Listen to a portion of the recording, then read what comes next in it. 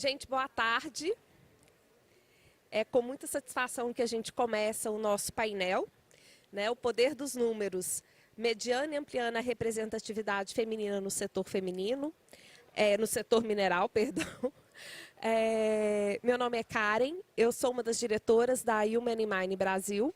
Tenho com muita satisfação anunciar que a UIM virou, para quem não sabe ainda, uma associação. Tivemos o apoio aí do IBRAM desde o início, então agradecer aqui publicamente o apoio e todo o suporte que o IBRAM deu naquele momento e continua nos propiciando. Estou aqui com duas pessoas fantásticas e vamos ter dois vídeos também, duas pessoas que não puderam estar presentes. Uma é a Daniela Brits, que é sócia líder de People Consulting Brasil e Latam Deputy People Consulting Manager Partner da UI. A Patrícia Procópio, que eu tenho muito orgulho de estar junto dela na UIM, sobre a liderança dela, que é a nossa presidente da associação. A Patrícia é diretora de Planejamento, Inovação e ESG na Hexagon e CEO da Newverse. E também, chegando aí, mas há tempo, o Rafael Benck, que é CEO e fundador da Proativa Results, especialista internacional em sustentabilidade e geopolítica, com uma atuação aí em várias empresas de destaque e que vem contribuir com uma perspectiva de direitos humanos para esse nosso debate sobre mensurar e acompanhar indicadores dentro do setor mineral no que concerne à representatividade feminina. E para poder começar, né, para a gente enriquecer esse debate, a gente teve uma participação muito especial da Natália Mazzoni, que é advogada especialista em desenvolvimento econômico do Banco Mundial, que ela traz uma perspectiva interessante, um recorte sobre como a legislação ela, às vezes, dificulta a participação feminina em determinados setores. E um dos recortes que ela faz é como que o setor da mineração ele acaba sendo o mais impactado quando você trata dessa dinâmica da inclusão feminina e da participação econômica das mulheres. Então, eu vou pedir para a produção soltar o vídeo da Natália Mazzoni para a gente poder entender qual que é essa contribuição e essa provocação que ela traz para a gente. Oi, pessoal, é um prazer enorme estar com vocês na Exposibran, nesse painel incrível sobre mulheres na mineração. Eu agradeço muito o convite, eu adoraria estar aí em pessoa, mas eu fico feliz de poder participar virtualmente. Meu nome é Natália Mazzoni, eu sou advogada especialista em desenvolvimento econômico do Banco Mundial e eu lidero uma equipe no projeto Women, Business and the Law, Mulheres, Empresas e o Direito, que é focada em direito do trabalho.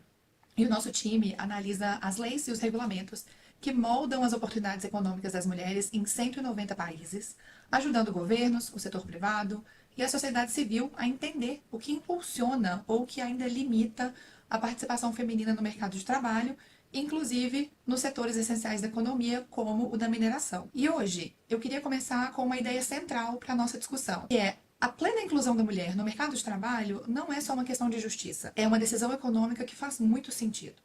Se as mulheres participassem ativamente da economia em condições iguais às dos homens, o PIB global podia aumentar em mais de 20%. Mas a realidade é outra.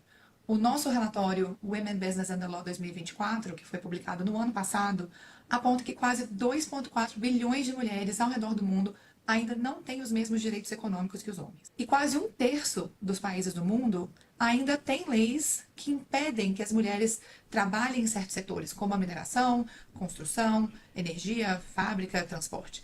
E eu gostaria até de ressaltar que o setor da mineração é um dos setores mais restritivos ao redor do mundo. Em cerca de 1 em cada 4 países, as mulheres ainda enfrentam limitações legais para trabalhar. E essas restrições, elas não prejudicam só as mulheres, elas também afetam as economias e reduzem a flexibilidade do mercado de trabalho e agrava a falta de mão de obra qualificada. E mesmo onde as leis já mudaram, os preconceitos antigos, condições de insegurança de trabalho, continuam impedindo que as mulheres continuem ocupando esses espaços e construindo carreiras de sucesso. Eu vou trazer um exemplo interessante aqui. No fim da década de 80, no Chile, uma mulher chamada Alejandra Arévalo se tornou a primeira geóloga a entrar em uma mina subterrânea. E ela fez isso desafiando uma superstição de que as mulheres davam azar quando elas entravam nas minas. Naquela época, a lei chilena ainda proibia o trabalho feminino nesse setor. E isso só foi mudar em 1993, quando o Chile reformou o Código do Trabalho e removeu a restrição ao trabalho das mulheres no setor da mineração. Hoje, as mulheres estão conquistando cada vez mais espaço na mineração chilena. Segundo o Chilean Mining Workforce Study, que foi publicado em 2023, as mulheres representavam 15% da força de trabalho em 2022, um aumento de 8% em relação a 2018 e em 5% em relação a 2007. É um progresso real, mas ainda está longe da paridade. Mas o que ainda impede o sucesso das mulheres nesses setores produtivos? Eu trago aqui 4 pontos para a nossa reflexão. O primeiro são as normas de segurança e saúde ocupacional. Essas muitas vezes não levam em conta as necessidades das mulheres. Isso inclui desde modos de transporte, equipamentos de proteção que não servem bem e até a falta de instalações adequadas em locais remotos ou subterrâneos. E a mineração ela pode e deve ser mais segura e ser mais inclusiva, inclusive com políticas sensíveis ao gênero e melhor infraestrutura para as mulheres. Segundo, o assédio sexual e a violência de gênero ainda são grandes barreiras. Muitas mulheres deixam o setor ou nem sequer chegam a entrar por medo e pela falta de canais que são eficazes na denúncia, na punição e em métodos para que elas consigam exercer a profissão de forma segura contra a violência de gênero. O terceiro ponto é a questão da diferença salarial. Em muitos países, as mulheres da mineração ganham menos que os homens, mesmo fazendo trabalhos de igual valor. Inclusive, o nosso relatório de 2024 mostra que apenas metade das economias do mundo garante por lei remuneração igual para trabalho de igual valor, ou seja, metade do planeta ainda não cumpre o padrão da Convenção de Igualdade de Remuneração da Organização Internacional do Trabalho. E nós vemos isso muito forte em diversos setores da economia. Então, a igualdade salarial continua sendo uma grande barreira para que as mulheres continuem tendo carreiras sustentáveis, carreiras de sucesso dentro dos setores produtivos. E, por fim, a discriminação em contratações, promoções e treinamentos continua sendo um obstáculo silencioso, mas muito poderoso. Então, quando as mulheres elas são excluídas dos cargos de liderança, ou quando a sociedade insiste em ver a mineração e outros setores produtivos como um trabalho só dos homens, o ciclo da desigualdade se repete e se reforça. Então, uma iniciativa importante que saiu no meio desse ano foi uma parceria entre o nosso projeto, o Women Business and the Law do Banco Mundial, com o Relatório Global de Desigualdade de Gênero 2025, publicado pelo Fórum Econômico Mundial. E esse estudo conjunto mostrou que os países que têm leis mais fortes e que adotam mecanismos de implementação dessas leis, melhores mecanismos para a implementação dessas leis, apresentam resultados mais positivos em igualdade salarial, participação econômica das mulheres, representação política e outros indicadores de paridade. E o que isso significa? Como que a gente pode mudar esse quadro? Nós sempre dizemos que é um esforço em conjunto. Então, governos, empresas, indivíduos, gerentes, parceiros têm papéis fundamentais para fechar essa brecha. E as empresas de mineração elas podem liderar pelo exemplo, adotando padrões de segurança com perspectiva de gênero, políticas de tolerância zero ao assédio, garantindo igualdade salarial e promovendo mentorias para formar futuras líderes dentro da mineração. Então, quando as mulheres podem trabalhar com segurança e igualdade em todos os setores, inclusive na mineração, as economias crescem, os locais de trabalho se tornam mais inovadores e as sociedades se tornam mais justas. Então vamos continuar quebrando barreiras e construindo um futuro em que as mulheres possam ir tão fundo, e tão alto, e tão longe quanto os seus talentos podem permitir. Muito obrigada, espero que tenham um dia muito proveitoso de discussões na Exposibran. Oi, pessoal. Gente, essa foi a fala da Natália Mazzoni, que fez essa contribuição, essa provocação, trazendo uma perspectiva global e um recorte de América Latina sobre a presença de entraves ainda para a inclusão feminina dentro do nosso setor. A gente sabe que tem outros setores, como ela citou, e isso dialoga muito com o nosso relatório, onde a gente procura mensurar o que é realizado dentro do setor, o que é a realidade dentro do setor mineral e como que isso vem se desenhando. Antes de passar para a Dani, esse questionamento, eu gostaria de lembrar vocês que tem um QR Code ali no cantinho para que vocês possam enviar perguntas depois para que os nossos painelistas possam responder. Mandem perguntas difíceis, porque aqui é todo mundo fera, tá? Pode mandar bem difícil. Então, a Dani, né, ela está com a UIN desde que a UIN se propôs a fazer o relatório de indicadores, de mensurar como que o setor tem desenvolvido, né, na perspectiva da presença feminina dentro das empresas, dentro dos diferentes cargos dentro da hierarquia, e eu queria que a Dani trouxesse esse recorte, pensando numa perspectiva de mudança, Dani, que a Natália deixa aqui essa provocação. Não, excelente, Karen. Obrigada, gente. Prazer. É um prazer enorme estar aqui no Esposa Branca com vocês no dia de hoje, né? Eu acho que falar sobre diversidade, né, e falar sobre representatividade feminina no setor mineral, ele tem uma importância enorme. Cada vez mais a gente vem, né, ao longo desses últimos 5 anos, trabalhando aí no contexto todo da pesquisa, fazendo essa avaliação toda, né?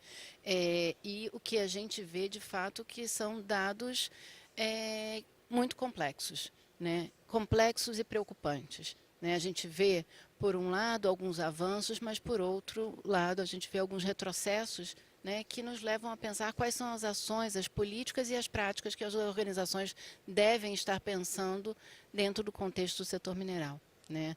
A gente vem atuando, e quando eu olho para esses relatórios, desde o início, quando a gente começou, né, a gente já está indo para a 5ª edição a ser lançada agora, né, onde a gente traz, inclusive, outras provocações aí para dentro do contexto de representatividade feminina, trazendo interseccionalidade, sabe, trazendo temáticas de LGBTQIA+, e como é que as empresas vêm se posicionando no contexto, né, das suas organizações para ter mais representatividade. Tá? O que a gente vê é que hoje, quando a gente fala sobre mulheres no ambiente operacional, a gente está estagnado, né? De 2024 até a presente data, né, até 2025, a gente não viu um crescimento em mulheres no setor mineral, ali nas operações.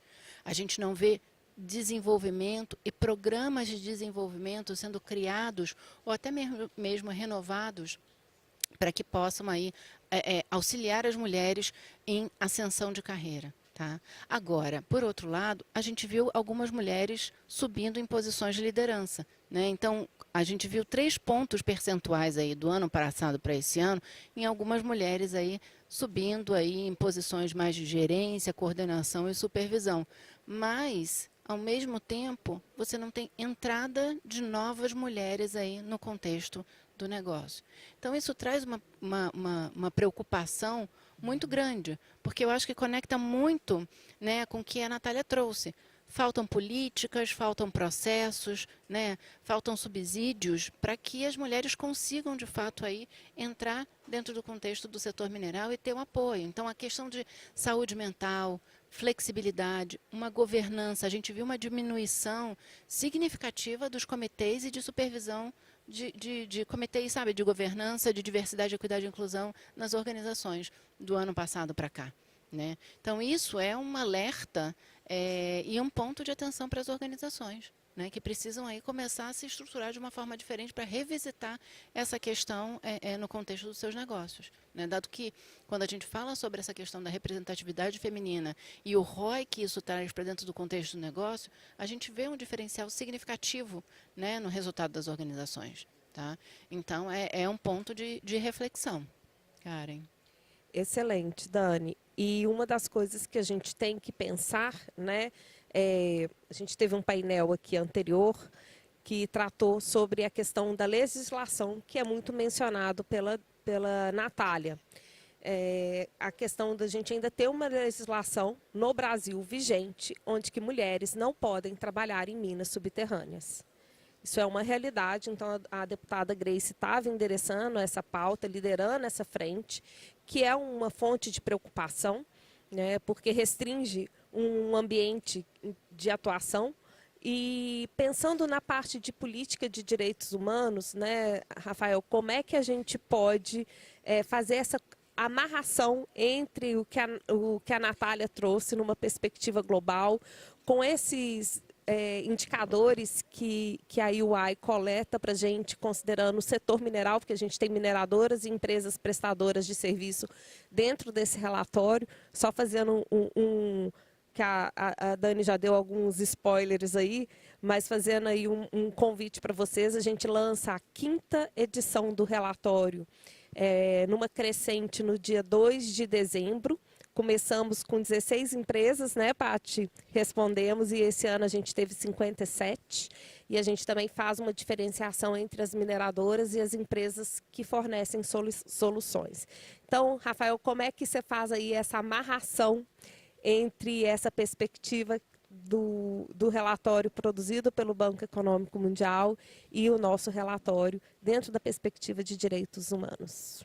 Obrigado, Karen. Obrigado pelo convite de estar aqui com vocês, né? Eu sou minoria aqui no grupo e com muita honra aqui participando com vocês. Eu tenho uma curiosidade aqui, quem que está ouvindo o nosso painel, se puder levantar a mão. Legal, legal. Tem gente transversal aqui participando.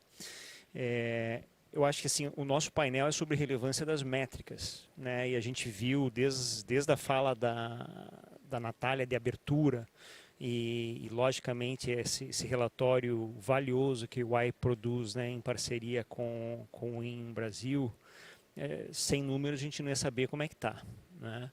E eu acho que os números refletem também questões mais de fundo, né? Eu acho que um ponto central que eu gostaria de trazer é que as métricas elas são necessárias, mas elas não são suficientes, porque elas têm um contexto mais amplo, né?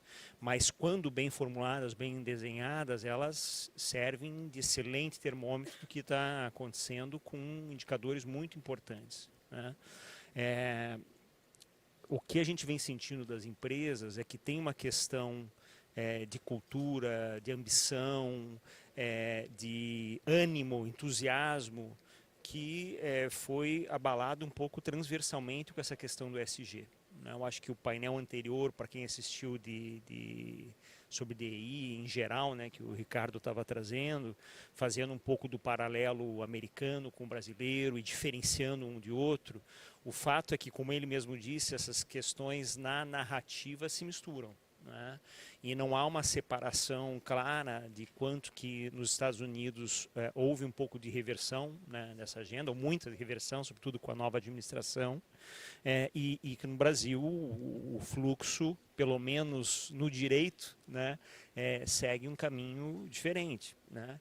Então acho que como isso impacta na ação das empresas, né, não na ação da Bolsa, mas nas atividades das empresas, isso ainda está sendo decantado, né? Acho que a gente viu nos últimos 12 meses, nos Estados Unidos, na Europa, que são, né, muito importantes, players muito importantes na discussão de sustentabilidade e ESG, muita confusão, né? A gente viu isso na Europa com essa discussão de sustentabilidade versus competitividade, que está afetando novas fronteiras de legislação, de diretivas europeias, etc. E os Estados Unidos, a gente viu no painel anterior, o que foi desde a decisão da Suprema Corte até essa questão agora da administração pública nova agora, criminalizando as ações afirmativas e tudo isso. Então, isso, no geral, no ESG, tem muita confusão. E o que a gente observou do começo do ano é que essa confusão, somada com vários outros itens grandes de distração, né? A gente está falando de guerra da Ucrânia, Oriente Médio, a guerra comercial, tarifária, que traz pressões inflacionárias, que traz pressões... Então, na agenda de CEOs, né, a coisa está muito complicada, né? A gente tem, em média, de empresas de maior porte, cerca de... a gente está falando de cerca de 100 a 300 KPIs de ESG que são acompanhados de perto, né? Então, por que DI deveria estar no meio disso ou não, né? Eu acho que para quem tem um pouco mais de estrada, com poucas pessoas aqui, a gente vê que as coisas são um pouco cíclicas, né? E às vezes a gente meio que surpreende. Será que eu tenho que explicar isso de novo? Será que eu tenho porquê? No painel anterior, não sei quem assistiu, falou-se do relatório do Ethos de 2000, 25 anos que o Ethos fez um relatório trazendo o porquê, né, que se deve trabalhar uma agenda de DI, não só do valor agregado para o negócio, como também de responsabilidade corporativa. 25 anos. Então, imagina pegar lá o Caio e dizer, Caio, senta aqui com esse CEO e bate um papo com ele, mas escuta, mas a gente tem relatório de 25 anos atrás, né? Aquele CEO não leu aquele relatório. Então, a provocação que a gente tem aqui, que a gente precisa tratar, é uma questão de fundo, né? Eu acho que essas métricas, elas trazem uma febre de uma questão orgânica, sistêmica maior, que tem que ser tratada e não pode ser subestimada. E aí eu não sei se eu emendo já uma questão, né, conectando os dois, porque eu acho que é verdade, Daniela, que em algumas camadas falta-se em políticas, tem questões legislativas e regulatórias sérias, como essa da legislação de mineração de mina subterrânea e várias outras, né, que a gente pode trabalhar, mas de outro lado você vê avanços muito importantes. Eu estava fazendo um levantamento aqui tanto dos padrões de transparência como os padrões de desempenho que demandam o componente de AI. Então você tem o GRI 405, você tem na União Europeia ISRS e depois a CSDR, que regulamenta toda a parte de reporting, de sustentabilidade, que também pedem todo um componente de AI. O SASB FRS, que foi trazido agora para o Brasil pela CVM, obrigatória, agora a partir do ano que vem, todo mundo, as grandes empresas de mercado, né, que são abertas, reportando isso, também demandando esse aspecto. Foi falado da carta do IBRAM, das métricas, né, que são compromissos públicos, etc. E quando você vai e aterriza nos padrões de desempenho, que são muito relevantes para o setor de mineração, você vai no IFC, faz IRMA, Aluminum Stewardship Initiative, Coppermark, os princípios do ouro responsável. Quer dizer, todo mundo que está aqui está coberto com compromissos de transparência e desempenho, de inclusão, sobretudo de gênero. Sobretudo de gênero. Né?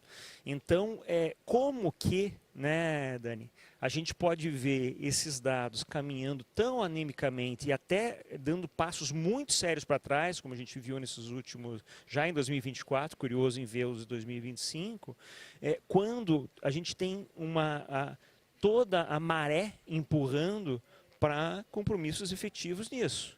Por quê? Porque a gente está em ação ativista, feminista. Também tem uma questão de justiça nisso, mas a outra está lá no relatório de 2000 do Instituto Etos, né? E de vários outros relatórios. Então, eu acho que é uma grande incógnita. E aí, dessa grande incógnita, eu tenho alguns palpites de resposta, que eu deixarei para a próxima rodada. Maldade. Maldade. Tá me escutando, gente? Tá? Eu achei isso maldade. Antes de passar para a Patrícia, né, eu queria trazer uma contribuição de uma pessoa que tem passagem... Ai, quase que eu deixei o tablet cair, gente. Que atua em grandes empresas, né, tanto na parte de B2C quanto B2B. E ela tem uma perspectiva, né, de gestão de mudanças, insights de clientes. Apaixonada por inovação, cultura e pessoas. A Luciede Manduca, que é uma estrategista do setor, né, trazendo provocações também, que acho que é interessante, e fazendo essa relação, dessa mensuração, né, no setor mineral versus o setor de venda direta para cliente. Tá? Produção, vocês podem soltar, por favor, o vídeo da Luciede?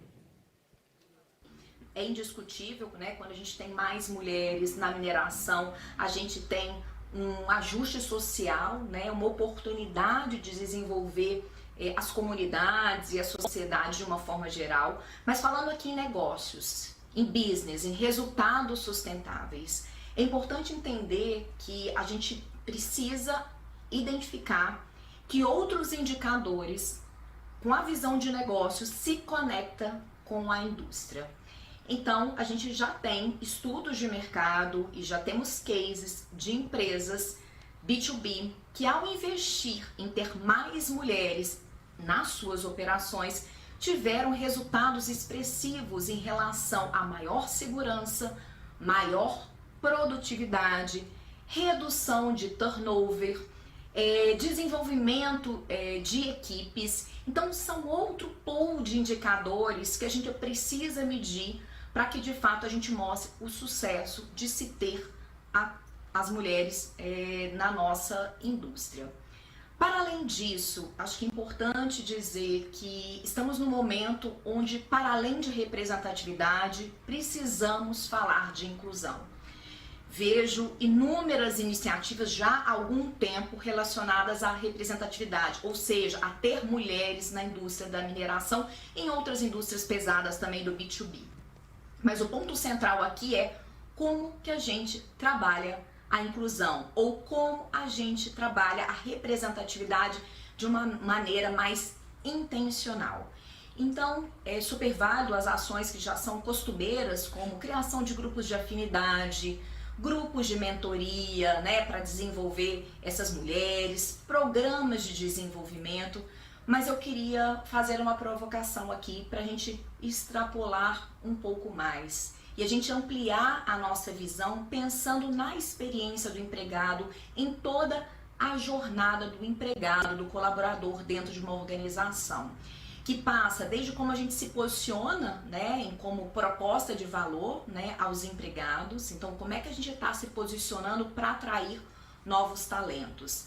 Como é que a gente, então, pensando em como é que a gente atrai novos empregados? Então, será que os meus processos de atração e talentos estão alinhados com aquilo que eu busco de diversidade, equidade e inclusão? Será que estamos buscando as pessoas com o perfil adequado ou tendo ações para desenvolver essas pessoas? Estamos falando de igualdade salarial, então pensando aí no início da jornada, tem várias questões aí para serem avaliadas. Quando a gente fala da jornada central de um empregado, né, que é o desenvolvimento, que é o apoio da liderança, será que a gente tem ações realmente efetivas que provoquem o desenvolvimento dessas mulheres, pensando que na mineração nós estamos falando normalmente, né, de um grande grupo nas áreas de operação? E aí trazendo um exemplo de uma indústria do B2C, né, de, por exemplo, uma indústria de tecnologia, ou de bancos, né, o que costumeiramente essas empresas vêm fazendo eu desenvolvo um programa de mercado, eu credencio essas pessoas, abro um programa, as pessoas ali saem certificadas, eu crio um pool de talentos que estão disponíveis no mercado e que no momento que eu como empresa desejo aquele perfil específico, eu vou lá e trago essas pessoas, né, essas mulheres. Então, será que temos algo parecido no sentido de trazer, desenvolver e dar um tempo, inclusive, para que essas pessoas possam desenvolver e estar equiparáveis, talvez, com os homens em profissões, em posições parecidas? Essa é uma reflexão. Será que como empresa, além do desenvolvimento de mulheres, que é um grupo minorizado, a gente também está investindo em como trabalhar aliados? Ferramenta super importante, porque quando a gente fala de uma minoria, a gente precisa trabalhar a maioria. Então, como é que nós estamos preparando os nossos líderes, os nossos empregados, para receber o que é diferente? Para receber mulheres que têm perfil diferente dos deles e que podem contribuir, né? O que é bonito, né, nessa questão da diversidade, equidade e inclusão é o somar.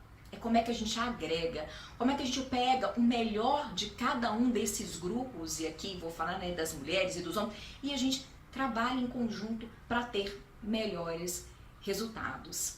E vamos falar lá de finzinho de jornada, né, no processo de saída.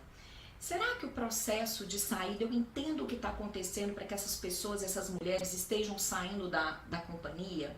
Será que o que está sendo alegado ali, né, eu de fato estou tratando ao longo da jornada?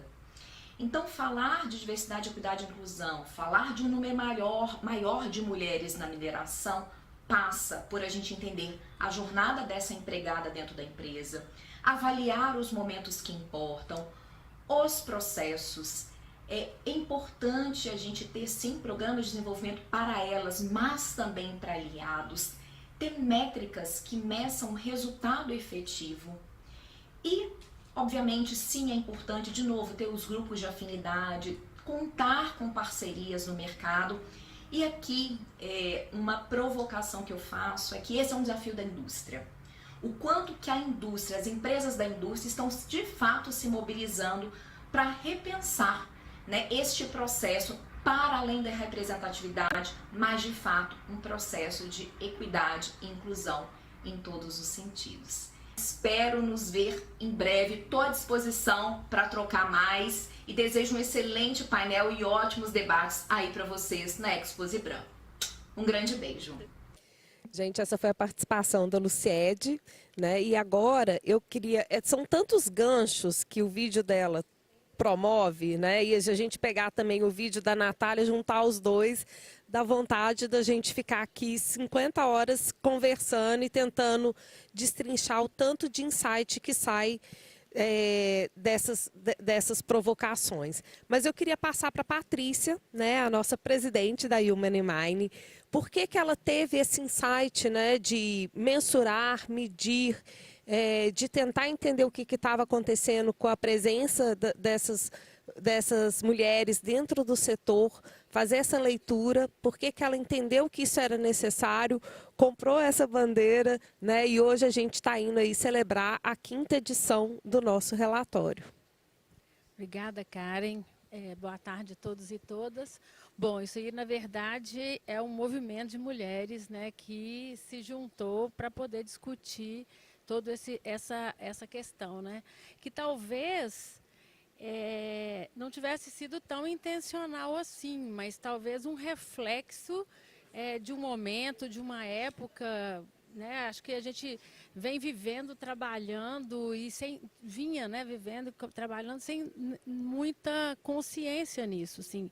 A gente gosta muito de lembrar que isso aconteceu, né? Nós não estamos falando aqui de 6 anos atrás, um passado bem recente relativamente, quando a gente decide participar de alguns eventos fora do Brasil, e a gente esteve no Canadá num primeiro momento em 2018, onde a gente viu questão de inclusão e diversidade sendo comentado. E assim, tipo, um cenário que a gente nunca tinha ouvido falar sobre isso, né? Assim, a gente não se discutia tanto sobre isso. Quando a gente volta, né, na verdade, ainda em 2018, a gente chega nesse momento, a gente tinha acabado de ter o evento de Brumadinho, de Feijão, e a gente vai para o evento, assim, bem naquele sentimento de... Eu sou geóloga, eu estou há mais de 35, 36 anos de mineração, muito naquele questionamento. O que faço aqui? Quem sou eu? Sou responsável, não sou responsável? Poxa, eu trabalho na mineração porque, assim, a gente convivia isso no churrasco de família, no almoço de domingo, né? Assim, poxa, né? E essas questões todas. Então, assim, a gente vai para esse evento e estava tendo, pela oportunidade, um evento que o IBRAM estava colaborando. Eu estou vendo aqui a Jamila na minha frente. Vou falar em você umas 3 vezes, pelo menos, hein, Jamila? Porque essa é uma das responsáveis por esse nosso momento. Então, a gente tem lá um painel em que a Jamile, junto ali com o BCCC e a DIMBA, etc., trazem a primeira vez que a gente tem uma discussão sobre questão, né, de inclusão e diversidade. A gente sai desse evento e fala, poxa, estamos aqui reunidos e tal, assim, aí colocamos aqui, nasce o Women in Mine, Kickoff Women in Mine, e o LinkedIn quase quebrou naquele dia de tantas mulheres colocando, e a gente viu essa necessidade, ok? Nasce o IN, e nessa discussão fizemos como que a gente vai fazer o movimento, ele no mundo, cada país, ele trata essa questão e o seu desenvolvimento e as suas ações de forma individual. E mais uma vez, vou falar na Jamília aqui de novo. A Jamília era uma brasileira que estava no Canadá e participava do Women in Mine Canadá. E ela trouxe, então, para a gente essa questão. Falou, olha, a gente está discutindo com o IBRAM a ideia de ter um plano de ação. E eu acho extremamente importante, porque aqui o Canadá construiu, juntamente com o governo canadense, o Ministério das Mulheres, etc., um plano para dar diretrizes, porque a gente precisa de diretrizes, a gente tem empresas de maturidade diferentes, de forma diferentes, então acho interessante a gente ter esse plano, porque a gente também precisa trazer um assunto para a pauta mas a gente precisa entregar alguma coisa. Nós vamos ficar falando, nós vamos falar, nós vamos apresentar o quê? Então, a gente traz o plano tinha 5 estratégias, a gente resolve, então, fazer uma discussão interna para ver se aquilo nos atendia. A gente percebeu, né, em alguns design thinkings, alguma discussão que a gente fez, que o Brasil ainda precisava de incluir algumas estratégias. Então, quem não conhece, convida vocês a baixar e perceber que a gente pode usar esse material para falar de qualquer grupo minorizado e para trabalhar em qualquer indústria. Ele é extremamente útil. Então, a gente desenvolve isso e também nesse mesmo contexto, a gente falou, poxa, então esse é o nosso guia. Nós vamos trazer a pauta para a mesa, nós vamos começar a falar sobre isso, mas e aí? Como é que nós vamos perceber que isso vai acontecer? Então, quando a gente lançou, eu lembro até hoje, assim, da gente lançando e tendo o próprio plano de ação, que a gente criou um call to action para chamar as signatárias, lá tem escrito lá, que vamos medir o progresso disso. Então, assim, essa foi uma promessa de cara que a gente fez. Vamos lançar o plano e precisamos medir isso. Então, assim, esse é um processo e isso deu muita credibilidade para nós do WIN, internamente com as empresas, externamente com os outros WINs. Hoje a gente tem, assim, posso dizer que a gente tem um destaque quando a gente se relaciona com os demais movimentos que nos procuram para observar isso, para ter esse entendimento e de poder fazer. E, gente, não é fácil, assim, nós estamos falando aqui, né, Dani, sentar a primeira vez e falar assim, então agora nós vamos medir, mas medir como? Vamos medir como? São 8 estratégias, mas como? Então, assim, um trabalho árduo, né, Jamile? Quantas noites escrevendo, desenhando, é essa fórmula que vai dar alguma coisa? Mas esse número, ele está medindo o que eu estou querendo medir? É esse o número? E esse é um trabalho, gente, que a gente faz a cada ano. A cada ano do relatório, a gente senta, por quê? Primeiro que a gente vai vendo os resultados vão nos guiando no entendimento daquele ponto específico, ou naquele trabalho. As próprias empresas hoje, signatárias, elas ficam na expectativa do relatório. A gente não pode atrasar porque não pode, mas porque as empresas estão fazendo o plano estratégico do ano seguinte e elas estão preocupadas em ver como é que elas vão trabalhar aquele ponto. E então... E nesse contexto todo também. Então beleza, então vão mensurar, focamos muito na questão de gênero. Poxa, mas nós não estamos aqui para falar só de gênero, não estamos aqui para falar só de mulheres. É um fator preponderante para a gente, mas nós precisamos trabalhar a interseccionalidade. Como é que a gente vai inserir interseccionalidade? Aí a gente começa, poxa, o primeiro grupo foi um primeiro grupo de boa vontade. Agora a gente precisa ser mais intencional, a gente precisa de mais representatividade, porque uma pergunta ali, para mim, não fazia menor sentido, para outra pessoa fazia. Lembro muito da Cris Sebastião nos ajudando nas questões de raça, que ela falava assim, mas isso não, mas tem que medir em qual cargo, não, mas tem que medir em qual posição geográfica, porque isso é uma questão completamente diferente do resultado. Então, assim, é uma evolução, gente, é feito a muitas mãos.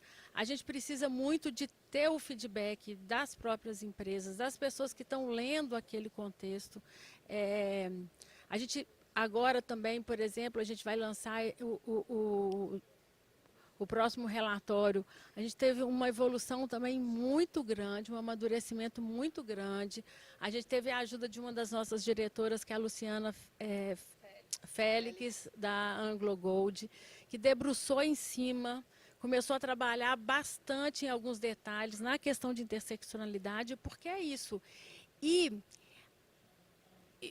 a análise, né, gente? Porque entender o que esse número está realmente significando. Vamos falar do setor. O setor e a mineração é uma cadeia. Aí você começa a ter um resultado. Aí cresce o número de signatários, os números mudam, mas, nossa, mas esse número eu não esperava isso. Não, mas entrou mais empresa de serviços. Mas entrou pessoal de solução de tecnologia. Então, assim, tem hora que a gente tem que quebrar o relatório, reanalisar, colocar para o setor. Então, assim, é muito bom, mas vem ficando cada vez mais complicado, mais complexo. Então, assim, é uma experiência interessante, eu acho que a gente está evoluindo, tem muito a evoluir, a gente já começa a perceber isso que o próprio Benck acabou de falar, que teve na discussão passada, passado o momento, que eu falo até que foi o momento nosso do IN, vamos criar o nosso grupo, vamos juntar aqui, vamos juntar as mulheres, vamos conversar um pouco sobre isso. Por quê? Porque, como eu disse lá atrás, a gente não sabia nem o que era isso. Então vamos entender o que é isso e tal. Então, acho que agora sim é um momento que a gente vem, né? A gente já entendeu o que estava acontecendo, estamos ajudando as outras pessoas que não estão entendendo sobre o que a gente está falando, sejam homens e mulheres, que muitas mulheres ainda não estão entendendo do que a gente está falando, chamando esses homens. A Luciede, né, falou aqui dos aliados, né? A gente até no Prêmio Mina tem esse prêmio dos aliados, que a gente também tem hora que chama de catalisadores, né? Quem são as pessoas que podem acelerar esse processo, aceleradores que vão nos apoiar e continuar nesse ponto, né? Assim, vou aguardar a nova rodada, porque senão a gente vai falando aqui, porque tem muito ponto que é extremamente relevante para a gente avançar, porque dentro das provocações ali, e o relatório já traz isso, gente, então aguardem, dia 2, porque assim, a gente já vê reflexo desse momento, a gente já vê alguns reflexos das jornadas que já estão tornando menos híbridas e mais presenciais, e a gente já está vendo o impacto disso nas mulheres. Como eu disse, são vários ganchos que a gente pega das falas, né? E a vontade é realmente ficar passando ponto por ponto, mas é uma satisfação a gente ter um relatório que caminha para a 5ª edição, que já é usado como referência, né, no mercado para mostrar os indicadores. Pegando um exemplo que a Patrícia citou, que a gente quebra em alguns momentos esses números. Por exemplo, ano passado a gente tinha 23% de presença feminina no setor mineral, sendo que quando você quebra é 22% em mineração e 23% nas empresas de serviços, né, da cadeia, como a Patrícia fala.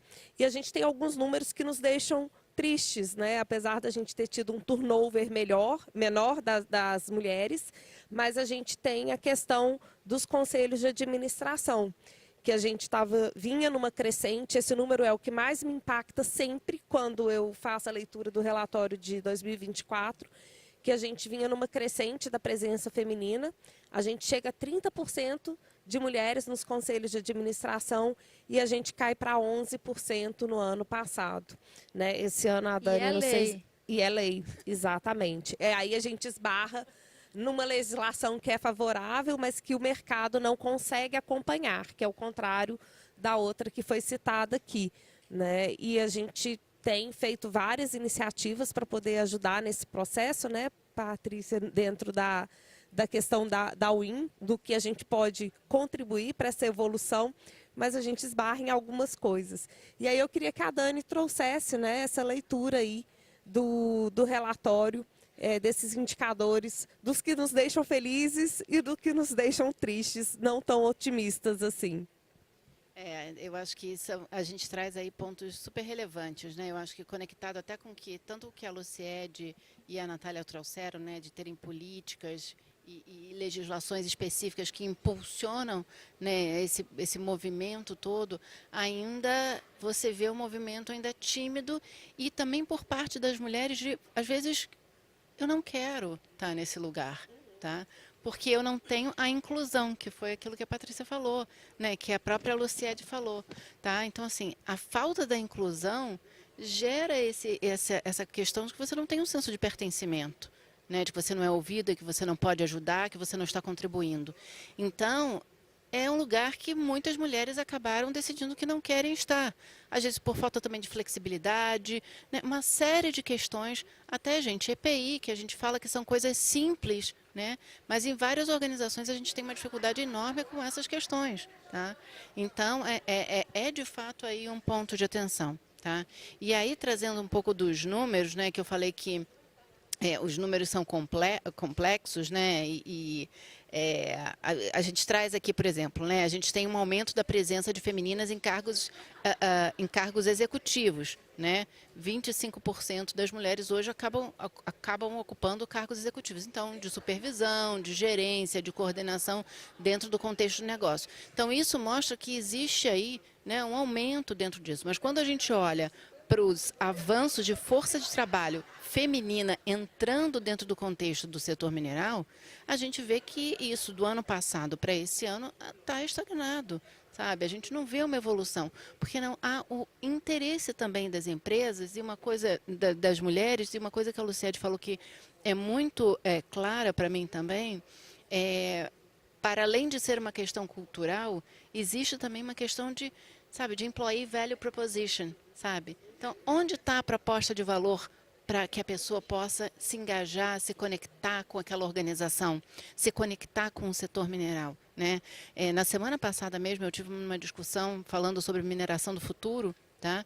E a gente trouxe muito esse ponto, como é que a gente começa a encantar e gerar conhecimento de novo sobre o setor mineral para outras, né? Para além da questão de gênero. Tá?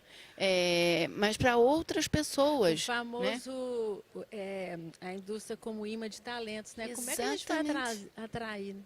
Então, assim, isso hoje, e hoje quando eu cheguei aqui, eu vi um monte de jovem, né, de escolas ali entrando para ter aquela experiência, exatamente, aquela experiência imersiva, eu achei super bacana, né? Porque você tem esse olhar da experiência, de reconectar, né, o humano, sabe, de reconectar as pessoas com esse contexto todo do setor mineral, trazendo de novo esse encantamento aí que eu acho que se perdeu ao longo do tempo, né? Então, assim, e aí isso está representado aí nesses números, né? Então, assim, temos uma questão cultural, a gente tem uma questão de políticas públicas que impulsionam isso, mas ao mesmo tempo a gente tem algumas questões que a gente vê que impedem, né, que essas mulheres também tenham essa representatividade efetiva aí dentro do contexto do setor. Tá? Bom, e aí eu vou passar para o Benck, porque ele tem uma experiência, né, muito no campo, né, nessa questão de ir aonde as empresas estão. E o desafio do setor mineral, eu gosto muito de falar, é que a gente não escolhe onde que o minério está. Né? O minério ele está geralmente em áreas com acesso mais restrito ou mais difícil. E aí você entra a questão da mobilidade feminina, né? A questão dessas mulheres irem e quererem ficar. E a gente tem isso numa perspectiva, fazendo uma análise de transversalidade, né? Que é a questão de direitos humanos, de ambientes, às vezes, que não oferecem condições. A mulher, às vezes, não tem uma rede de apoio com quem deixar os filhos. Você não tem políticas específicas dentro da empresa que favorecem a permanência da mulher. Então, ela fica ali 1, 2 anos, você investe num profissional e esse profissional acaba deixando, ou então ele sai, não quer nem ficar mais no setor. E a gente acaba tendo um apagão de talentos dentro do setor. E aí eu queria que você já fizesse essa contribuição, né, sobre essa perspectiva sua, de mapeamento, de análise e de recomendações que eu sei que vocês fazem muito bem. Maravilha. Obrigado, Karen. Eu acho que eu sou muito fã da diligência de direitos humanos. Né? A Vera, agora há pouco, estava trazendo aí exemplos fartos aí da Samarco. E eu acho que quando a gente entra no detalhe, né, Vera, é que a gente vai aterrissando na realidade e vai vendo como viabilizar as coisas. Né? E essa viabilização ela é muito customizada mesmo. Lógico que tem vários aspectos que são transversais. E esses aspectos transversais, eu acho que tem uma oportunidade de compartilhamento para melhorar o setor, como você estava falando, né, Dani? Para levar para um outro patamar, para que isso não seja barreira de entrada, e barreira de entrada das mais perversas, porque a gente está acabando com a dignidade humana ali, né? A dignidade por uma questão de gênero, né? A gente trabalha muito com o setor mineração, mas trabalha muito com o setor de petróleo e gás também, né? Imagina a dificuldade de uma mulher em uma plataforma embarcada, né? Plataforma, usando um macacão, né? E aquela história toda. Então, a mineração não é diferente, né? E assim como a presença feminina em mina subterrânea, né? Então, eu acho que são desafios que a gente tem que trazer para uma equação, né? Ter uma discussão séria. O painel anterior tocou numa questão muito interessante. Não adianta nada a gente ter uma meta do IBRAM, que é uma meta setorial, né? Lembrando que assim, é uma meta setorial dos membros do IBRAM, né, que são segmentos da mineração, né? Mas ainda assim ela é ambiciosa, né? 30% para cargos de liderança até 2030 e 30% no total até 2035. Né? É desafiador. Agora, é aquilo que o Ricardo estava falando no painel anterior. A gente vai adotar a abordagem rouba-monte, né? Então, eu vou bater minhas métricas tirando as mulheres da outra empresa, né? Ou isso é pré-competitivo até um certo ponto, porque nós temos que fazer um trabalho transversal, setorial, mobilizar o Senai, né? E fazer um trabalho institucional mais sério para como é que trazer o imã de talentos, né, Patrícia, para a indústria de uma maneira digna para a diversidade, né? Então acho que esse é um ponto importante. Aí o que eu queria trazer desse gancho que inclusive a Daniele trouxe, que é esse de fundo do desafio. Né? Quando a gente tem uma métrica, uma meta de 30%, para esse assunto específico. E a gente tem na carta compromisso do IBRAM, que é uma carta muito séria, né? Porque ela não aconteceu em qualquer ambiente. A gente sabe a origem, né, dessa carta. Como que a gente faz isso acontecer? E aí eu vou fazer referência a um estudo que saiu agora, desculpe, EY, mas é da McKinsey esse, do McKinsey Global Institute. Mas e eu não vou falar o nome do estudo, porque senão vocês vão ficar googando aí e não vão prestar atenção. Depois eu falo qual que é o estudo para vocês referenciarem. Mas eles trazem uma abordagem muito interessante para esse anuviado, essa poeira que teve do ESG, né? Dizendo assim, existem algumas questões que são alavancas centrais para o desenvolvimento sustentável, né? E que passam por corporações que precisam ser equacionadas. Essas questões precisam ser equacionadas. E dentre essa dúzia de assuntos muito críticos globais, né? Desde biodiversidade, né, até uma específica que eles chamam, quero pegar a terminologia direitinho, o gap de gênero na força de trabalho. Isso eles colocam como um gap estrutural de médio prazo para a humanidade. Então a gente não está falando de qualquer desafio. Isso não é para o grupinho de trabalho da empresa lá e pulando ponto percentual de ano a ano. Se isso não tiver na mesa estratégica do C-Level, ele não está dimensionado. Então, aí eu queria fazer uma provocação de gestão e para as gestoras que estão aqui, e gestores também, desculpe, né? Nós precisamos colocar e continuar colocando esse assunto onde ele merece. Ele recebeu uma atenção um pouco carnavalesca, com o perdão da palavra, em passado recente, certo? O que foi bom por um lado, prejudicial para o outro, no mundo dos pêndulos que a gente está. Né? Porque a gente foi para aquele lado e houve muita ação, e aí no embate raso das ideias, de muita gente muito com baixo conhecimento, o pêndulo foi para o outro e ele tem que encontrar o prumo de novo. Né? E agora, esse prumo ele tem que estar na dimensão estratégica que ele merece. Então, esse estudo da McKinsey, depois vou falar para vocês qual que é, ele é interessante para trazer essa localização desse assunto, onde ele pertence na agenda global. E ele é um assunto que é enabler, né? Ele traz resultado. Não tão nesses assuntos acabar com a pobreza extrema, com todo o respeito aí a métricas que existem. Né? Porque eu acho que acabar com a pobreza extrema é uma consequência de várias ações, e a gente sabe que acabar com esse gap da força de trabalho, de diversidade da força de trabalho, é muito sério. É muito sério. Então não dá para a gente ter trabalhado todo um racional, né? Décadas sobre a questão de diversidade, equidade e inclusão, e esse racional está esquecido. Então, dito isso, vou para um outro estudo que é interessante, se eu não me perder aqui nas minhas notas, caderninho de papel e tal. E aí o que eu trago aqui? É um número muito interessante, e aí, Dani, desculpa de novo, esse é da Deloitte, tá? Esse é da Deloitte. Mas olha, os melhores números são da UI, isso eu posso dizer. Eu também Né? acho. Aqui de mineração é da UI. Mas o que é interessante desses dados da Deloitte é outro estudo que eu vou falar para vocês também depois. As empresas veem benefícios em temas ESG, e lembra daquele número que eu trouxe, né? São quantos pontos de KPIs?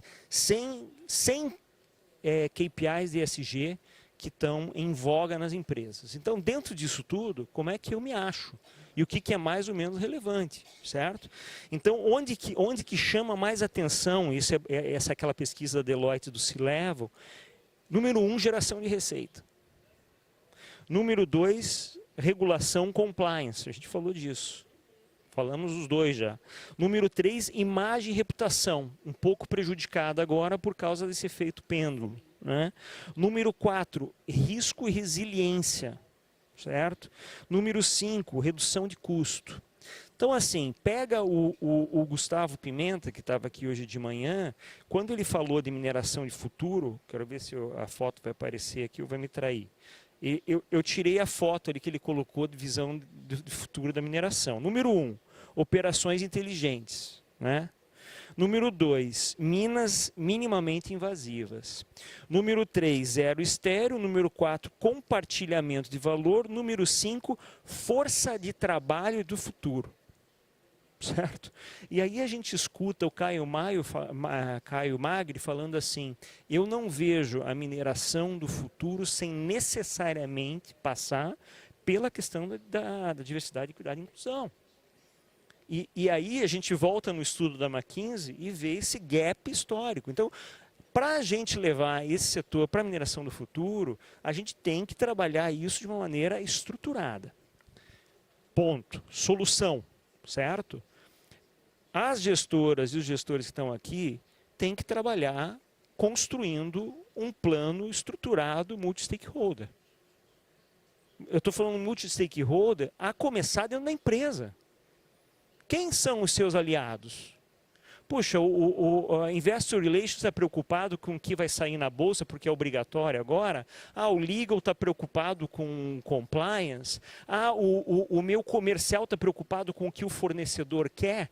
O que o meu fornecedor, o meu cliente quer? O que o meu cliente quer? Quem estudou aqui o que o cliente está demandando? Quem estudou aqui qual é a política que o cliente manda, né, seguir? Né? Ou isso aí ficou para suprimentos, ou ficou para o comercial ver ou não ver. Então a gente precisa entender o nosso ecossistema, sobretudo o ecossistema central, porque desse mesmo estudo que eu falei do C-Level, eles respondem que 81%, né, 81% dos C-Level responde que sente demanda que faz eles agirem em fatores ESG. 81% do C-Level. E aí, demanda de quem? De acionista, do board, do governo, da sociedade civil, do consumidor, dos empregados. Então, eu tenho que trabalhar isso para estruturar. E não dá para a gente partir da presunção que as pessoas já sabem. Por mais absurdo, como é que pode não entender que não? Você tem que advogar a causa de uma maneira estruturada e advogar de uma maneira estruturada naquilo que toca a tua contraparte, né? E aí eu fecho dizendo o seguinte, o valor da institucionalização do Women in Mining no Brasil é brutal. Porque quando a gente está falando em trabalhar em alianças, trabalhar em alavancagem, como a Luciede falou mais cedo, o poder de eu trabalhar a cadeia de valor, a cadeia de fornecimento, estimular isso ser catalisador, né? O efeito dominó que eu posso gerar, isso tudo precisa de instituição. Parcerias pré-competitivas que podem ser feitas, com treinamento, com capacitação, para atingir esse desafio maior do setor, para conseguir atingir essas metas. Eu preciso de institucionalização que as empresas possam se apoiar para carregar esses programas. Então, eu já fiz isso antes e repito aqui, parabenizar, né, uma iniciativa. A Patrícia coloca de uma maneira muito leve, a Jamile está aqui. Vou chorar de novo, hein? Chora porque vale a pena, porque é uma conquista, né, que foi feita para o setor. Acho que vocês estão de parabéns. E você colocou de uma maneira muito leve, mas vocês construíram, né? Aí estão as pioneiras aí, e tantas outras que foram se engajando. Vocês construíram essa. Vocês são hoje uma instituição com Women in Mining, né? E eu acho que estruturar isso, estruturar as contrapartes da Women in Mining para fazer essa ação nesse desafio sistêmico, estratégico que a gente está falando, e aí falar olho no olho com o C-Level para colocar isso no nível adequado, é o caminho para se seguir para fazer frente. Aí sim a gente está respondendo dimensionado ao desafio. Ô, Rafael, agora eu que vou chorar daqui a pouco. Mas eu acho que esse incômodo é necessário, né? Acho que esse é o nosso papel, né, Patrícia, de tentar trazer essa perturbação para as empresas de mineração, não as empresas que já estão consolidadas, que já têm programas, mas considerando aquelas empresas que estão começando, que não têm, às vezes, uma área estruturada, e a gente está aqui para poder apoiar e ajudar nesse processo, né? A gente tem feito várias iniciativas, a mentoria que foi citada tanto pela Luciede quanto pela Natália, que é um processo de aceleração, a gente está indo... Estamos no 2º ano com o programa de mentoria. Temos homens mentores esse ano, que acho que também traz uma perspectiva muito interessante. E estamos tendo um resultado muito positivo com parceiros. Temos o Prêmio Mina, que também dá uma saída um pouco das empresas e foca nas profissionais, né, para a gente mostrar para o mercado que a gente tem mulheres em posições e com autoridade para trazer assuntos e ganhar merecidamente esses holofotes. Então, para a gente evitar que tenham, né, capas de revista com opiniões de apenas homens executivos falando sobre o cenário da mineração do futuro. Então, a gente tem esse papel de gerar esse desconforto mesmo, de forma muito, muito assertiva, eu acho, com muita intencionalidade para trazer essa mudança necessária. E aí, voltando, né, porque a gente está falando aqui de mensuração e de números, a gente tem 51,5% da população brasileira composta por mulheres. E a gente não vê isso ainda dentro do setor. E a gente sabe que isso é uma trajetória. E eu queria que você fizesse essa amarração aí para a gente poder caminhar. Pois é. Então, somos, 51%. Estão falando aqui da mineração do futuro e, né, nessa construção agora, um ponto que a gente viu muito presente no CEOs ontem, hoje de manhã, a gente colocando nisso. De que momento que nós estamos falando? Gente, nós estamos falando de um novo momento que a mineração vem para o foco, e a gente vem falando em transição energética, nós vemos falando em novos ativos, em novos desenvolvimentos. Licença para operar, como é que nós vamos operar? Como é que vai ser essa efetividade? Então, gente, esse papel da inclusão e diversidade é extremamente urgente nesse momento, e porque a gente precisa se aproximar desses espaços e dessas comunidades. A gente até vem se corrigindo com o tempo, que tanto falamos das comunidades de entorno. Que comunidades de entorno? Elas já estavam lá, a gente que chegou lá e ocupou determinados desses espaços, né? Então, quem são essas pessoas, né? Então, 50 e tantos % de mulheres, 50 e tantos % de pessoas negras. Então, um volume de pessoas que muitas vezes não estão sendo vistas, e nesse processo todo de minas mais inteligentes. Então, gente, num momento de muita tecnologia. E essa tecnologia, ela permite que qualquer pessoa participe, qualquer pessoa opere. Ok, a gente tinha, né, esse grande... Entre aspas, eu vou chamar quase que de mito, mas uma perspectiva de, isso é muito agressivo para as mulheres. É agressivo para as pessoas, não é para as mulheres. Porque homens podem ficar numa área mais agressiva, não, são para as pessoas. Mas o que está acontecendo isso? A gente falou muito aqui sobre segurança, né? Segurança é um grande foco. Então, toda a questão de inclusão e diversidade, ela está muito atrelada à percepção de segurança, né? Segurança de trabalho, segurança no processo, e aí vai estar nessa perspectiva né, das pessoas se sentirem bem, de estar envolvidas naquilo. E, mais uma vez, voltando, né, na questão da tecnologia, permitindo que essas pessoas participem. Então, como que nós vamos alavancar projetos que dentro do pensamento da transição energética, num prazo que a gente precisa melhorar, então a gente tem que trabalhar melhor na forma de sustentabilidade, de todas essas questões, atrair novas pessoas. Não tem jeito se não for com inclusão e diversidade. Então, é business, é negócio. Então, assim, na perspectiva de agora, o que eu vejo muito na mudança? A gente continua falando, mas a gente está com uma narrativa um pouco diferente. A gente falou muito, eu gostei quando você falou, esqueci do termo agora, como é que você falou? Carnavalesco? Teve um momento vamos chamar assim, né? Descobri isso, vamos, tal. Ok, eu tenho o sentimento da inclusão, sim, eu tenho o sentimento da inclusão, nós queremos pessoas mais felizes, queremos. Mas isso, gente, está atrelado ao negócio. Então, agora, a única coisa que a gente está fazendo diferente é o que? Falar assim, gente, dá mais dinheiro. Né, vai melhorar o seu retorno, vai, né, vamos construir aqui um objetivo maior. Então, acho que esse que é o contexto. Outro ponto, né, então, as pessoas em si foram se enxergando em cada espaço desse, e é quase que uma arvorezinha, eu sou... é gênero, é raça, é capacidade, é geração. Onde que eu me encontro nesse desenho, nesse mapa?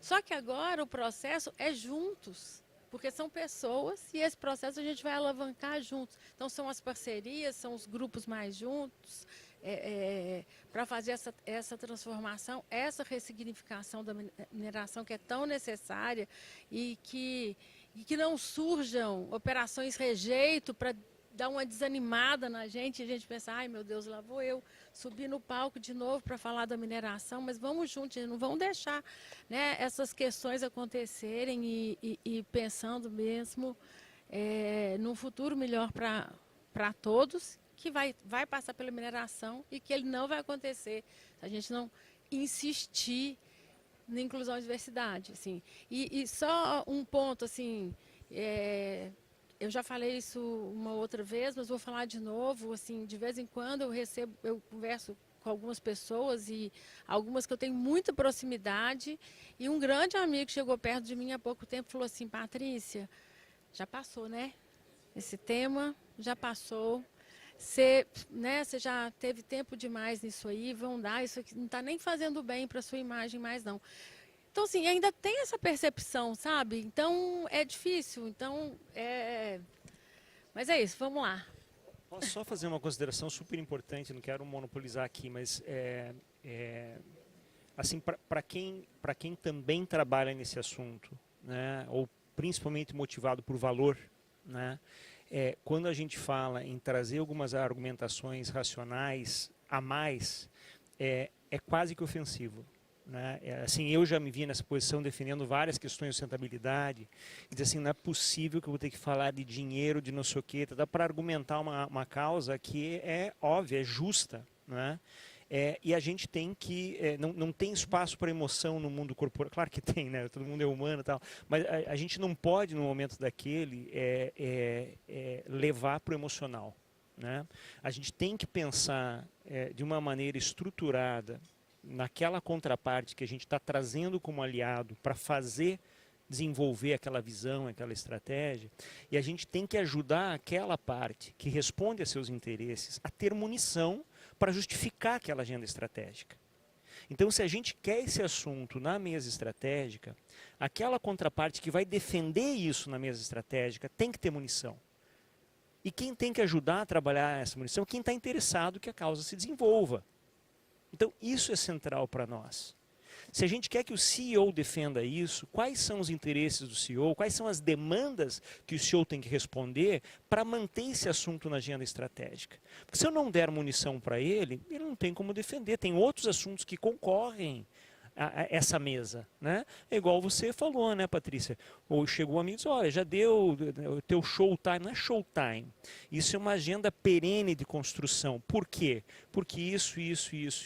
E aquilo, e aquele outro. Né? Então, eu acho que isso que é fundamental. Então, a gente tem que voltar um pouco para os nossos livros, para as nossas anotações, para os nossos documentos internos que constroem essa agenda e refundar, reconsolidar isso, né? Porque ela teve um impulso de uma onda, né? É positivo em muitos aspectos, mas agora a gente tem que recuperar. Passada a espuma, agora vamos à substância, porque aqui tem muita substância. Outras agendas talvez não tinham, mas aqui tem muita substância. Então vamos colocar essa substância na mesa estratégica. E entender esses números do ponto de vista também do território, né? Que cada região ela tem as suas características, né? Fazendo essa consideração, a gente faz a contribuição para o mercado, né, Dani? Mas pensando numa perspectiva do setor como um todo, né? Mas eu acho que as empresas elas recebem um relatório individualizado, as empresas signatárias elas se comprometem a responder os dados, né? Passar os dados para o IN e para a UI, mas recebem para elas poderem entender como é que está a perspectiva, mas elas também não podem esquecer das características da região que elas atuam, né, da região do território. Às vezes você tem um percentual maior de mulher do que o que é apontado no IBGE para o Brasil como um todo. Então, isso é importante considerar. Né, Dani, eu queria que você trouxesse também essa perspectiva, né, dessa contribuição para as empresas poderem atuar de forma mais direcionada e intencional para a mudança desses números. Eu acho que, trazendo até um ponto, né, que o Rafael trouxe, eu acho que é super importante, né, eu tive uma conversa recente, né, com o vice-presidente de operações de uma mineradora, tá? E ele falando sobre circularidade, etc. e tal, falou, Daniela, como isso contribui para a diversidade, equidade e inclusão? Eu falei assim, isso abre portas, né? Outras que antes não estavam abertas, tá? Então, assim, você traz para dentro de um contexto de comunidade que sempre existiu uma oportunidade adicional, né? Então, trazendo novas questões à mesa, mas também tem todo um olhar para desenvolvimento que não vem sendo feito há muito tempo, tá? E que precisa ser tocado. A pesquisa mesmo mostra isso, né? E quando a gente fala, né, desse contexto todo da pesquisa, né, ela traz esse olhar do setor mineral como um todo, e a gente faz as quebras, né, por mineradoras e fornecedores para a gente ter uma visão mais clara da evolução aí desses números, né? E traz para as empresas esse olhar individualizado de como elas podem fazer uma análise comparativa de onde eu estou frente ao setor como um todo, onde eu estou frente ao setor mineral, sabe? E o que eu preciso fazer para alavancar esse meu movimento interno, né? Quais são as ações, né? Quais são as atividades que eu preciso olhar com cuidado para começar a trabalhar dentro do meu contexto organizacional? Como é que eu trago aliados? Como é que eu crio programas de desenvolvimento? Eu tô falhando em políticas, né? Eu estou falhando em supervisão, em apoio nesse processo como um todo. Falta clareza e muitas vezes, gente, falta, sabe? A gente vê assim, quando eu falo de entendimento sobre o retorno que a diversidade, equidade e inclusão, e aí não estou falando só de gênero, mas um contexto até mais amplo que a gente trouxe no relatório esse ano, as pessoas não têm ideia, sabe? As pessoas não têm ideia de onde eles podem incluir as mulheres dentro do contexto do negócio. Eu queria trazer um insight. A gente tem uma empresa que faz parte da UIN e ele pegou esse desafio e transformou em oportunidade. Então, eles têm um programa de formação, né, de mulheres das comunidades para formar eletricistas, capacitar para poder operar equipamento. E com isso, você tem ali um retorno. Ele fala, é normal, né, a gente ter uma turma formada, a gente vai Usar essas pessoas, né, contratar essas pessoas para a nossa operação e os clientes pegam essas profissionais. Então, a gente sabe que é uma oportunidade, ele enxergou ali um desafio de falta de talentos para as operações e enxergou uma oportunidade, fez um programa que é fantástico, né? Eu já participei do encerramento de uma turma, colocando profissionais qualificadas, mulheres profissionais qualificadas no setor mineral. Então, isso é né, uma janela que pode ser usada como exemplo para outras oportunidades. E complementando, né, Karen, esse é um ponto extremamente importante e o relatório traz isso e bem que também até comentou nessa questão aí dos desafios, o próprio IBRAM colocando as metas. Quando a gente fala 30% do total, nós estamos falando que a base operacional tem que crescer absurdamente. Como nós vamos crescer a base operacional se a gente não fizer a capacitação e tiver esses programas? Agora, mais uma vez, se eu estou indo para novos lugares, novos espaços, novos desenvolvimentos, é fazer a mesma capacitação. Outra coisa, será que já não está na hora de ter cursos conjuntos? Porque também são cursos só para as mulheres, são os cursos, só, sabe? Você está chegando numa comunidade, por que também estão separando esses cursos entre homens e mulheres, entendeu? Então, assim, eu acho que a gente está nesse momento, né, dessa transição. E eu acho que muito, por exemplo, a gente percebe o crescimento de mulheres na parte mais executiva e de gestão não operacional, mas uma gestão mais executiva, porque vai no mercado, porque busca. Né? Quais são as pessoas que a gente vê que foram crescendo, né, dentro do contexto? Então, se não fizesse, e é isso que a gente está vendo, né, nesse turnover que vai tendo, ou nessa busca da disputa de alguns profissionais. Então, assim, é isso, tem que trabalhar, tem que trazer esse processo, tem que dar visibilidade desse imã de talento, e esse imã de talentos, né, essa atração pela mineração, ela vai por várias perspectivas que vão caminhar ali dentro do ESG, não é só, né, também inclusão e diversidade, tem esses outros contextos, mas é isso que a gente precisa trabalhar, assim. Estava conversando esses dias, assim, porque a gente precisa mais de CEO mulheres, né, precisamos, aí você vai fazer uma entrevista, você tem essa experiência, essa, você tem experiência operacional, poxa, mas isso está sendo requisitado para mim, está sendo requisitado por todas as pessoas, estão sendo requisitados para todos os homens, e a primeira vez que você pegou um desafio desse, você não já fez outras gestões? Então, assim, existem algumas demandas e algumas exigências que ainda são muito, muito feitas a nós, assim, a gente ainda tem que se superar em todas as skills, não é em uma skill. E falando em dados, a Google tem uma pesquisa que ela mostra que as mulheres só se candidatam a uma posição quando elas preenchem 100% dos requisitos. Que é a famosa síndrome do impostor também, né? E os homens, normalmente, se eles atendem 60%, a Dani bagunçou aqui, mas normalmente eles se candidatam sem ter todos os requisitos que são ali pedidos, né? Então, isso também é um indicador que a gente precisa considerar.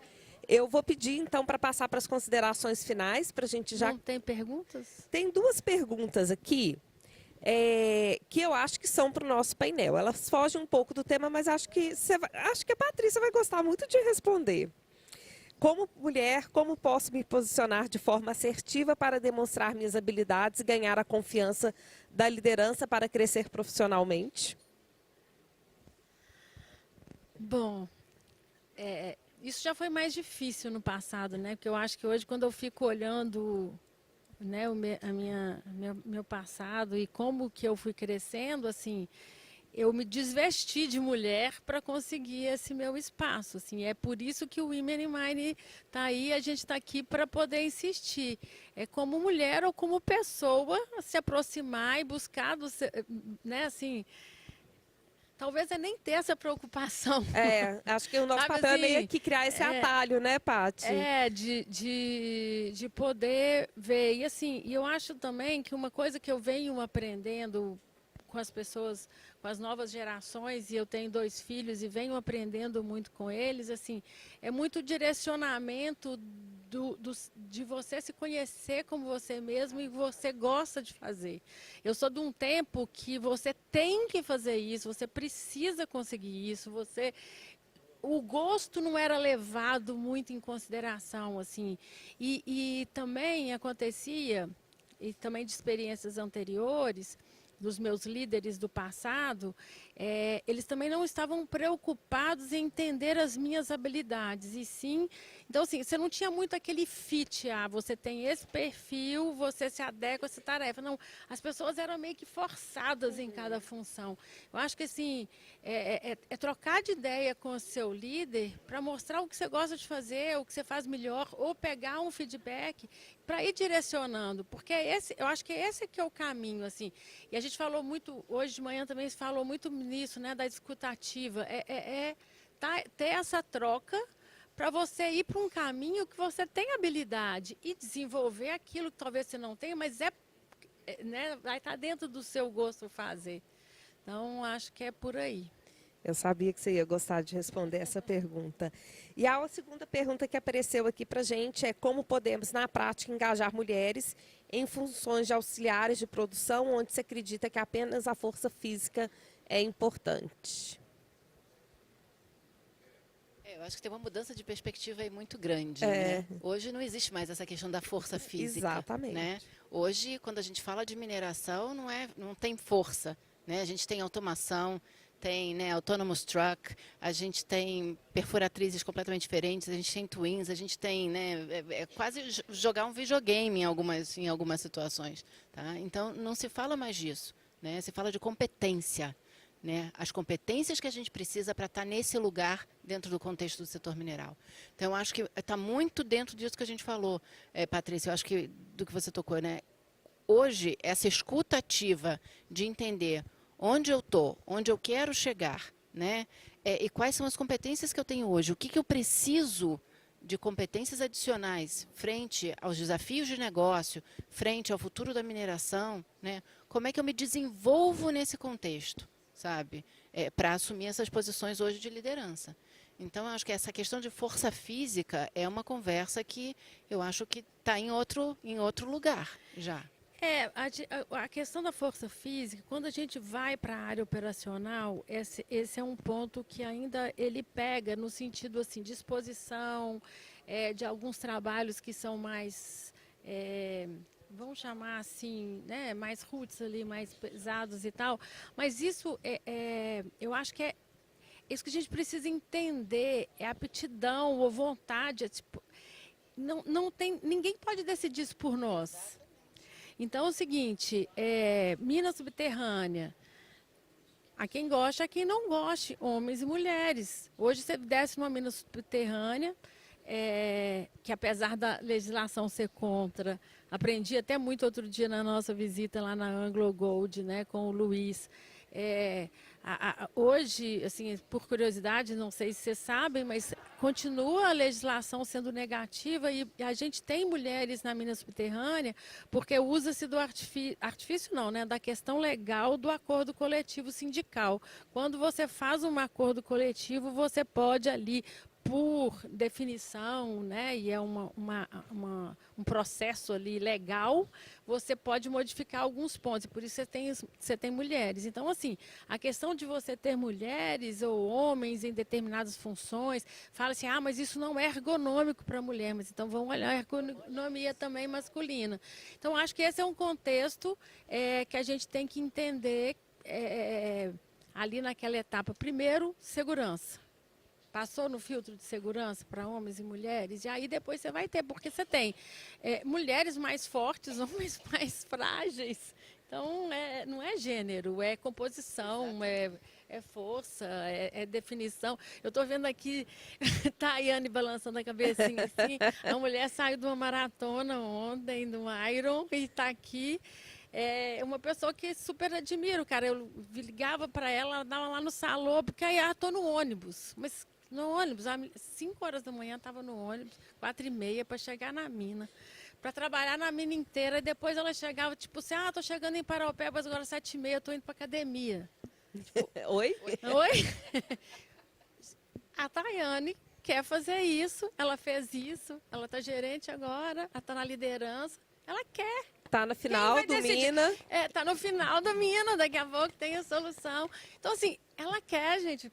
Então, quem vai decidir isso por ela? É ela que quer, ela decidiu a vida dela, fez, né, e consegue ser uma desportista. Eu acho que é isso, né? A gente saiu um pouco da frieza dos números, igual a gente conversou mais cedo, né, Rafael? E caminhar para o calor do resultado. Eu acho que é muito por aí. E aí eu queria, né, a gente está caminhando já para o final do painel. Eu queria que vocês fizessem, cada um rapidinho, uma consideração final, porque tem um cronômetro ali que fica gritando na nossa cara. E também já aproveitar e já deixar o convite, que na sequência a gente vai ter um palco único e vai ter a premiação da segunda edição do Prêmio Mina, que é um prêmio com 7 categorias. A gente tem uma categoria especial, que é a categoria Mulheres Brasileiras que atuam no exterior, e que é uma categoria que ano que vem será outra. A gente conta com sugestões aí para a gente poder ter uma nova categoria. E vai ser muito legal porque a gente tem aí 21 finalistas nessas 7 categorias. Considerações finais, Rafael, Patrícia e Dani, na ordem que vocês quiserem. Então eu vou trazer alguns pontos aqui que eu acho que a Luciede, Natália já trouxeram, acho que o próprio Rafael, eu, Patrícia, falamos aqui, né? Mas programas de governança com aliados claros, sabe? Políticas bem definidas e comitês de diversidade. Eu acho que a gente tem muitos, né, grupos de afinidade, hoje existem nas organizações, mas eu sinto falta realmente de aliados que tragam a pauta para a mesa de discussão e de tomada de decisão dentro do contexto do negócio, né? Então, acho que isso é fundamental. Programas de desenvolvimento, que foi uma coisa que a gente falou aqui. E aí eu não falo só de desenvolvimento, eu falo de desenvolvimento de base, sabe? Se a gente olha para 2042 e olha para as universidades hoje, né, de mineração, de geologia e tal, não sei se isso vai existir, né? Então a gente precisa trazer essa provocação. E como é que a gente busca trazer, né, esses jovens para esse olhar para o setor mineral de uma forma diferente? Como é que a gente traz essa pauta à mesa? Com conhecimento, sabe, com desenvolvimento. Então, desenvolvimento nas bases, além do desenvolvimento de profissionais hoje para atuação dentro do contexto desse setor, trazendo competências diversas, sabe? Políticas de saúde mental, políticas de flexibilidade, que está dentro desse olhar todo de governança. Então, tem uma série de ações, né, e que a gente começa a trazer cada vez mais para a mesa, para aterrissar mais o assunto e movimentar de novo os números, né, que é o que a gente precisa. Sabe, como é que a gente traz essa representatividade de volta para a pauta? Né? Como é que a gente muda isso dentro do contexto do setor mineral de uma forma efetiva?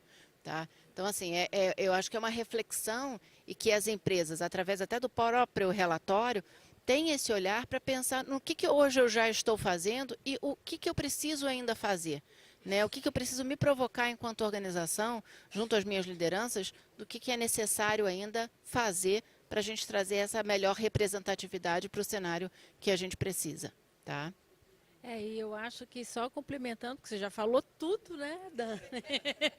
Ficou difícil, mas eu acho que é muito nesse contexto de que isso não é custo, né? Isso vem dessa intenção, né? Precisa de ter esse budget.